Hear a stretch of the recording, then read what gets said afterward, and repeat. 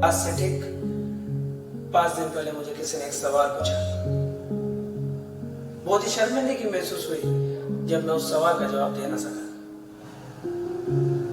फिर मन में एक विचार आया कि आपसे पूछ लूं। उस सवाल का जवाब शायद आपको पता हो।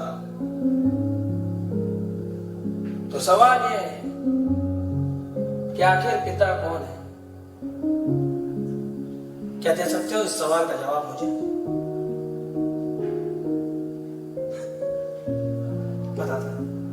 पता था कि आप भी नहीं दे पाओगे, क्योंकि पिता गणित का ऐसा सवाल है जो कोई ना सुलझा पाया। मैंने चाहा था उस सवाल को सुलझाना, पर कोई सूत्र काम ना आया। उस सवाल ने मुझे कुछ इस तरह उलझाया, सब कुछ कर लिया मगर उस सवाल को मैं ना सुलझा पाया।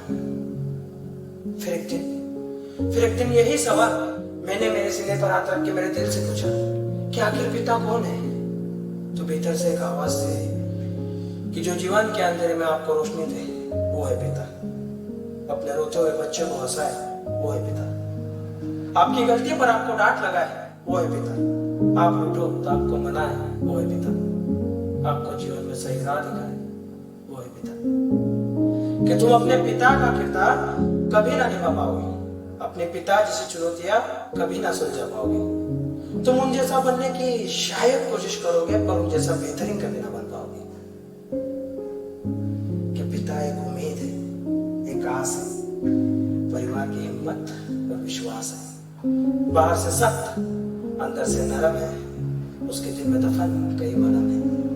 पिता संघर्ष के आंधियों में हौसलों की दीवार है, परेशानियों से लड़ने की दोधारी तलवार है, बचपन में खुश करने वाला बिछोना है। पिता जिम्मेदारियों से लदी गाड़ी का सारथी है, सबको बराबर का हक दिलाता एक महारथी है, सपनों को पूरा करने में लगाने वाली जान है। इसी में तो माँ और बच्चों की पहचान है।